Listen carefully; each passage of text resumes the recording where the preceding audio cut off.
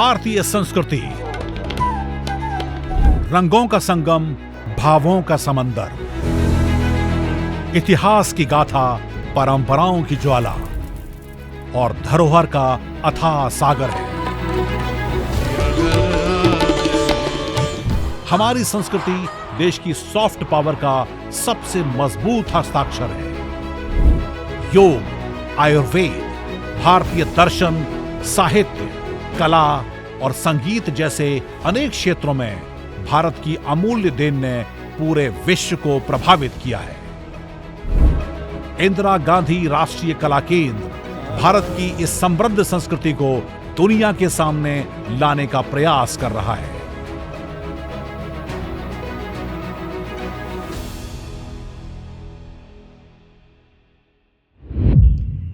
नमस्कार, स्वागत है आप सभी का हमारी विशेष साप्ताहिक प्रस्तुति संस्कृति संवाद में। रस, भाव, अर्थ और दर्शन से पूर्ण भारतीय संस्कृति की बात ही कुछ अलग है। ये संस्कृति उस ज्ञान परंपरा की वाहक है जो शुभ विचारों को सहज ही अपने अंदर समाहित कर लेती है। परंपराओं, धरोहरों, त्योहारों और अनगिनत रंगों से भरा हमारा देश विविधता में एकता का प्रतीक है। इसी सांस्कृतिक विविधता से परिचित कराने का एक खास प्रयास है हमारा ये शो संस्कृति संवाद। तो चलिए शुरू करते हैं आज का सफर और सबसे पहले आपको दिखाते हैं इस एपिसोड की झलकियां। दिल्ली में स्थित डॉक्टर अंबेडकर अंतर्राष्ट्रीय केंद्र में भारतीय भाषा उत्सव का भव्य आयोजन हुआ।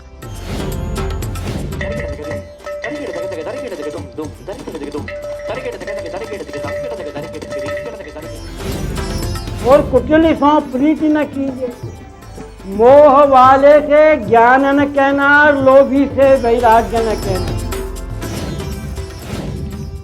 More than 2,800 poems in Tamil. Somanathapura, जो कि भारत के बहुत ही खूबसूरत राज्य कर्नाटक में स्थित है।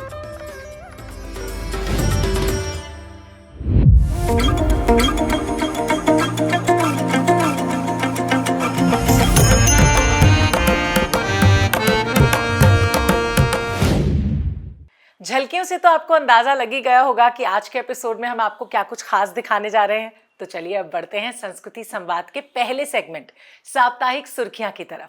इस सेगमेंट में हम आपको दिखाएंगे कि बीते हफ्ते कला और साहित्य के क्षेत्र में कौन कौन से प्रमुख कार्यक्रमों को आयोजित किया गया।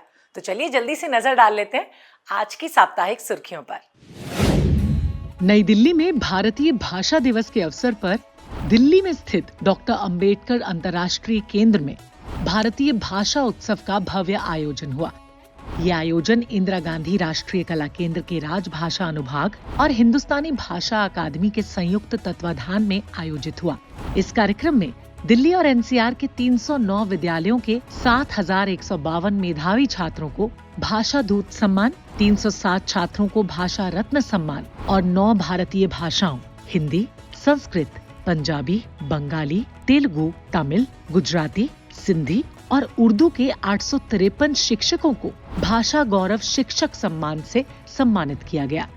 कार्यक्रम में इंदिरा गांधी राष्ट्रीय कला केंद्र के सदस्य सचिव डॉक्टर सच्चिदानंद जोशी, हिंदुस्तानी भाषा अकादमी के अध्यक्ष सुधाकर पाठक और राजभाषा अनुभाग के निदेशक डॉक्टर अजीत कुमार उपस्थित रहे।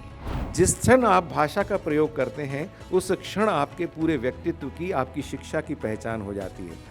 और सिर्फ वो पहचान आपकी नहीं होती, वो पहचान आपके साथ आपके परिवार की, आपके माता पिता की और आपके शिक्षकों की भी होती है, क्योंकि उन्होंने ही आपको भाषा सीखने समझने की प्रेरणा दी होती है।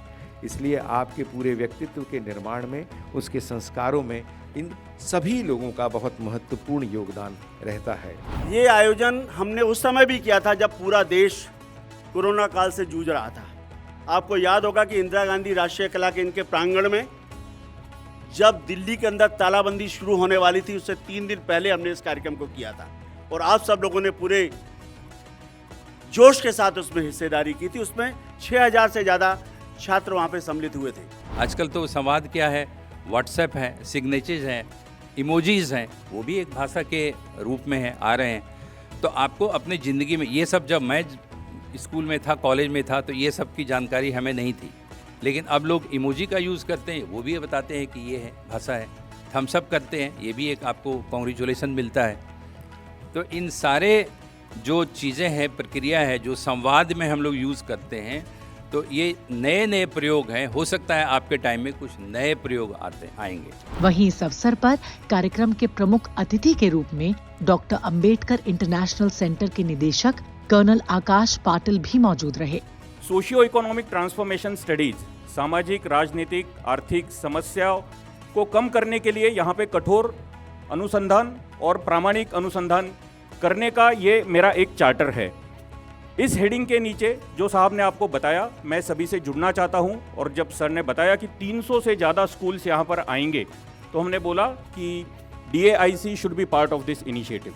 इसके साथ ही डॉक्टर राजेंद्र रंजन चतुर्वेदी, अनिल जोशी ने भी इस समारोह की गरिमा बढ़ाई। भाषा का जन्म जो होता है वो संवाद की इच्छा से होता है। यदि आदमी अकेला ही रहा होता तो उसे न भाषा की जरूरत थी और न उसे संस्कृति की जरूरत थी। भाषा की जरूरत इसलिए है कि आदमी सामाजिक प्राणी है, बिना संवाद के रह नहीं सकता। भारत की जो संस्कृति देवताओं को जमीन पर बुला सकती है, वो उसकी सोई हुई शिराओं को भी जगा सकती है। उसे आवाज़ दो, वो सुरंग के मुहाने पर है, पर वह आएगा अवश्य, क्योंकि वही तो है अपना भटका हुआ भविष्य। राजभाषा अनुभाग द्वारा आयोजित ये कार्यक्रम भारतीय भाषाओं की विविधता, समृद्धि और गौरव का प्रतीक रहा। वाराणसी में स्मृति व्याख्यान पंचम पुष्प के अंतर्गत प्रोफेसर विश्वनाथ भट्टाचार्य की पुण्य स्मृति के अवसर पर व्याख्यान आयोजित किया गया। इसका विषय था सत्य एवं समता, नाट्य की फलश्रुति। इस कार्यक्रम में मुख्य वक्ता के रूप में गुजरात के श्री सोमनाथ संस्कृत विश्वविद्यालय के पूर्व कुलपति प्रोफेसर गोप बंधु मिश्र और अध्यक्ष के रूप में BHU के संस्कृत विद्या धर्म विज्ञान संकाय के पूर्व डीन प्रोफेसर कृष्णकांत शर्मा मौजूद रहे। तो ये थी इस हफ्ते की सुर्खियां। अब रुख करते हैं अगले सेगमेंट का। भारतीय शास्त्रीय संगीत में वाद्य यंत्रों का विशिष्ट स्थान है। वाद्य यंत्रों में एक अनूठा वाद्य यंत्र है घटम। घट का अर्थ होता है घड़ा। घटम यानी कि घड़े की तरह एक वाद्य। इसका उपयोग तबले की तरह किया जाता है।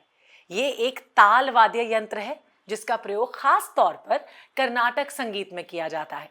घटम न सिर्फ भारत बल्कि विश्व स्तर पर भी अपनी अलग पहचान बना चुका है और इसका सबसे ज्यादा श्रेय जाता है पद्म भूषण से सम्मानित थेटाकुडी हरिहर विनायक राम को, जिन्हें विक्कू विनायक राम के नाम से भी जाना जाता है। वो घटम के पर्याय हैं, इसीलिए उन्हें घटम का देवता भी कहा जाता है। विक्कू विनायक राम घटम को हवा में उछालकर बिना लय टूटे बहुत अद्भुत ढंग से बजाते हैं। उनका ये बेमिसाल अंदाज दर्शकों को रोमांचित कर देता है और उनकी उंगलियों की जादूगरी संगीत प्रेमियों के दिलों पर गहरी छाप छोड़ जाती है।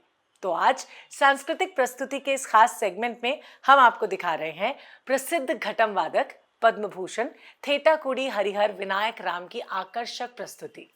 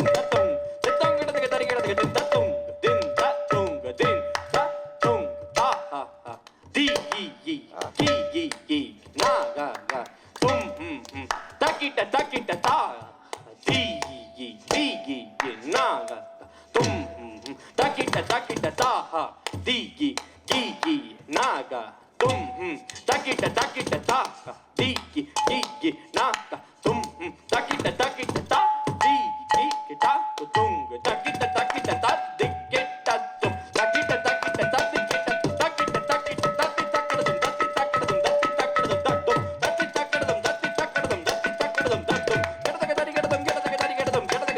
सुब्रह्मण्याय स्वामीनाथ चंद्रशेखरेन्द्राय पाद नमस्ते नमस्ते नमस्ते सुब्रह्मण्याय स्वामीनाथाय चंद्रशेखरेन्द्राय पाद नमस्ते नमस्ते नमस्ते सुब्रह्मण्याय स्वामीनाथाय चंद्रशेखरेन्द्राय पाद नमस्ते नमस्ते नमस्ते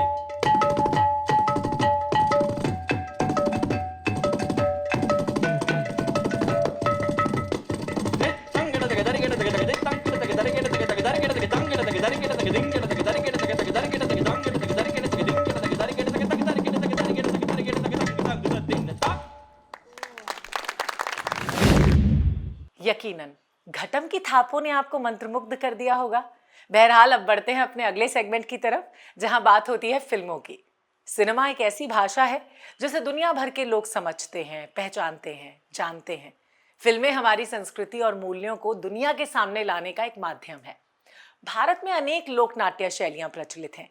ये नाट्य शैलियां समाज और संस्कृति का जीवंत रूप हैं, जो अपनी परंपरागत कथाओं, संगीत, नृत्य और संवादों के माध्यम से लोगों का मनोरंजन करने के साथ साथ उन्हें जागरूक भी करती हैं। विभिन्न राज्यों और भाषाओं में विकसित ये शैलियां स्थानीय जनजीवन, आस्थाओं और मूल्यों को प्रदर्शित करती हैं। इन्हीं लोक नाट्य शैलियों में से एक प्रसिद्ध शैली है तमाशा। गोपी भट्ट राजस्थान की लोक कलाओं में चर्चित एक ऐसे अद्भुत चरित्र थे जो तमाशे के लिए बेहद लोकप्रिय हुए। उनके तमाशे और किस्से न सिर्फ मनोरंजक होते थे, बल्कि उनमें तीक्ष्ण व्यंग के साथ साथ समाज के लिए गहरी सीख भी छिपी होती थी। तो आज सिने सर्कल के इस खास सेगमेंट में देखिए गोपी भट्ट की कला पर आधारित डॉक्यूमेंट्री फिल्म गोपी भट्ट का तमाशा।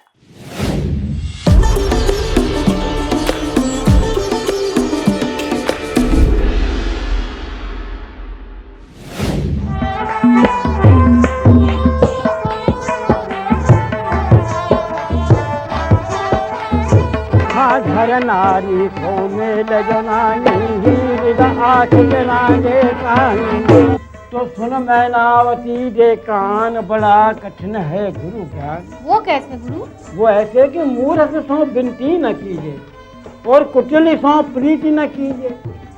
मोह वाले से ज्ञान न कहना, लोभी से वैराग्य न कहना, कामी को हरि कथा न कहना, क्रोधी को क्षमता न देना। ये हैं राजस्थान के प्राचीन गौरव और वैभव के कुछ प्रतीक। यहाँ की वास्तुकला की एक अनोखी पहचान। नीले आकाश को चूमने वाली अट्टालिकाएं आज भी हर किसी के लिए एक विशेष आकर्षण बनी हुई हैं। राजस्थान की राजधानी जयपुर के महल ही यहाँ के अकेले आकर्षण नहीं है। यहाँ की छोटी छोटी गलियों में अनेक बड़े बड़े कलाकार वास करते हैं। जी हाँ, उन्हीं में से एक हैं गोपी चंद भट्ट। आप राजस्थान की तमाशा शैली में सबसे अधिक पारंगत हैं। भट्ट परिवार की गायकी के एकमात्र प्रतिनिधि गोपी जी का कंठ निहायत सुरीला और मीठा है। साथ ही आप शास्त्रीय गायन की शुद्ध परंपरा के अनुयायी हैं और वो शास्त्रीय संगीत के अनुसार ही चलता है। यही इसकी खूबसूरती है कि इसमें शास्त्रीय संगीत का इस्तेमाल किया गया है। तो आपके जो इसके प्रवर्तक रहे, जैसे बंशीधर जी तो स्वयं अच्छे गायक थे, लेकिन उनके बाद उनके पुत्र ब्रजगोपाल जी या उनके भी बाद फूल जी और मन्नू जी, तो ये भी क्या शास्त्रीय संगीत में पारंगत थे? शास्त्रीय संगीत में पारंगत, जिसमें मेरे पिता श्री फूल जी ने तो बहुत ही अच्छी ख्याति प्राप्त की, वो तो देश विदेशों में नाम पाया। मेरा संगीत का बचपन से ही लगाव रहा है। मैं यानी 10 साल का था, 10 साल का क्या, 10 से भी पहले 8 साल का ही समझो आप मुझे, जब से ही मैं इस तमाशे में, जो पिताजी का देहांत 6 साल की अवस्था में हो गया था, तो मुझे छोटे से कोई चाचा नमक इसको शौक लगे, तो मुझे शौक वैसे बचपन से ही था। स्वर ज्ञान मुझे पिताजी ने कराया। सबसे बड़ी बात तो ये है आपकी दया से, एक पद जो है, कोई भी पद आप मुझे दीजिए, मैं उस पद को हर राग में, हर ताल में आपको प्रस्तुत करके बताऊंगा। मुझे तमाशों की तो काफियों की रचना की, लेकिन मेरे पास सुरक्षित 3 ही तमाशे हैं। एक तो गोपीचंद का, एक जोगी जोगन का और एक रांझा हीर का, और ये तीनों ही मैं करता आ रहा हूँ। ये जदा मुकुट फिर सुर सरी राजे, जदा मुकुट फिर सुर सरी राजे, लोचन अरुण सुहाए रे तुम रम दे काहे निहाये। हरे नीलकंठ बागंबर ओढ़े, नीलकंठ बागंबर ओढ़े। आदाब है आदाब। अच्छा यार तेरी बनी रहे नेक हवा और आब। आदाब है आदाब। राजा जो है, जो शासक बनेगा, उसकी भी प्रसन्नता की मांग कर रहे थे। सत्य फेरो सत्य वाचा फेरो, हमारी जनता जनार्दन का भला भी कर। अब बढ़ते हैं अपने अगले सेगमेंट विशेष साक्षात्कार की तरफ, जिसमें हम आपको किसी एक जानी मानी शख्सियत से रूबरू करवाते हैं। आज जिनसे हम आपको मिलवाने जा रहे हैं उनका नाम है डॉक्टर रामचंद्रन नागस्वामी। पद्म भूषण से सम्मानित डॉक्टर नागस्वामी भारतीय पुरातत्व और इतिहास के क्षेत्र में एक प्रमुख नाम है। उन्होंने भारतीय कला, संस्कृति और इतिहास के अध्ययन में अभूतपूर्व योगदान दिया है। उन्होंने अपने काम से तमिलनाडु और पूरे दक्षिण भारत की समृद्ध सांस्कृतिक धरोहर को दुनिया के सामने लाने का महत्वपूर्ण कार्य किया। उनकी किताबों और लेखों की चर्चा दुनिया भर में होती है। IGNCA के साथ उनका जुड़ाव विशेष रूप से उल्लेखनीय है, जहां उन्होंने अपने गहन ज्ञान और अपने अनुभव के माध्यम से कई परियोजनाओं का नेतृत्व किया और संस्थान के कार्यों में महत्वपूर्ण योगदान भी दिया। तो आज हमारे इस खास सेगमेंट में प्रस्तुत है डॉक्टर रामचंद्रन नागस्वामी से हुई बातचीत के कुछ अंश।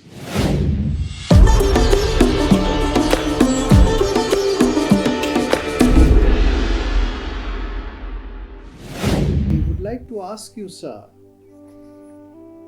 to say something very specific and enlightening about the relationship between Sanskrit and ancient or classical Tamil. The Tamil is the most ancient classical language of India.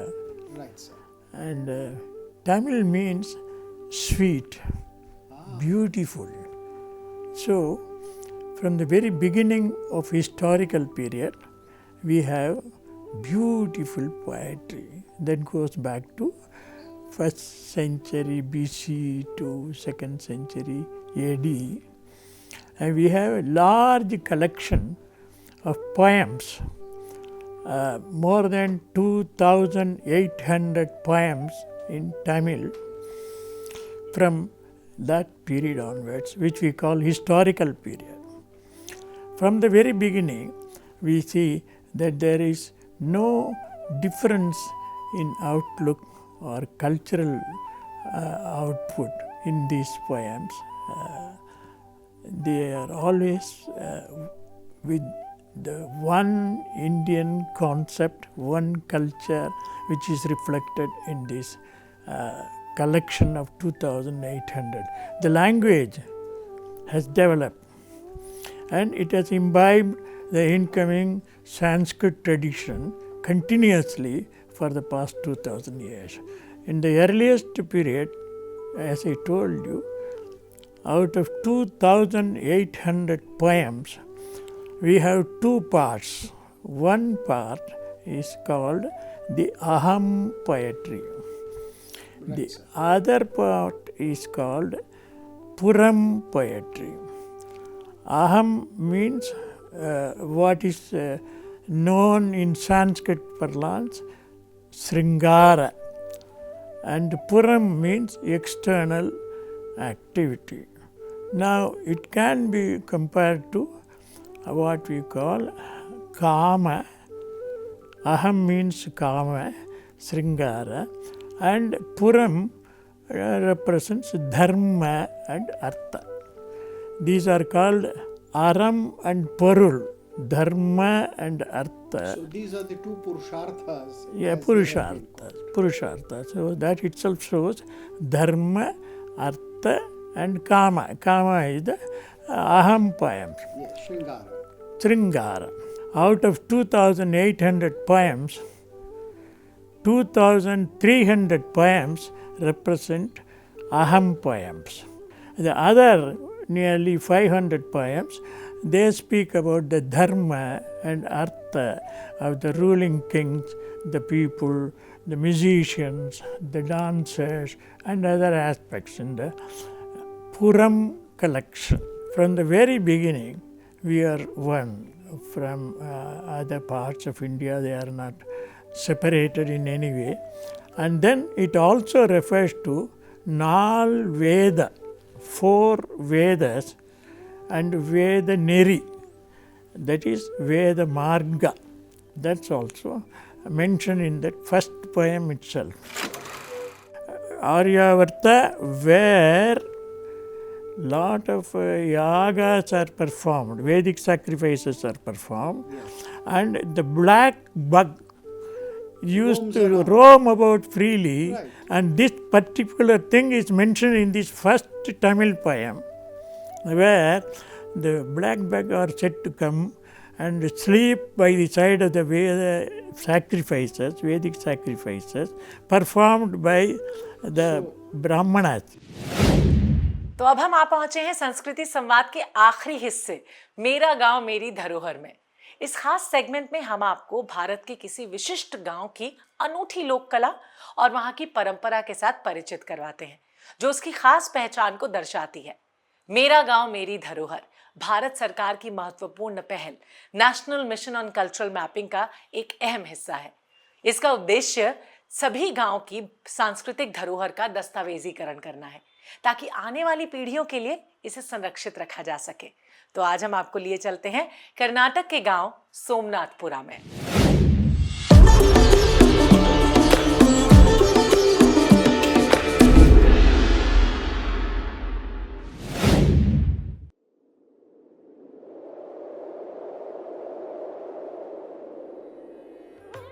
Somanathapura, जो कि भारत के बहुत ही खूबसूरत राज्य कर्नाटक में स्थित है। शिक्षा की बात की जाए तो यहाँ पर स्कूल भी है। सरकारी और निजी अस्पताल भी यहाँ उपलब्ध है। यहाँ के लोग अलग अलग रोजगार पर निर्भर हैं और अपना पालन पोषण करते हैं। यहाँ का चिन्ना केशव मंदिर पूरी दुनिया में प्रसिद्ध है।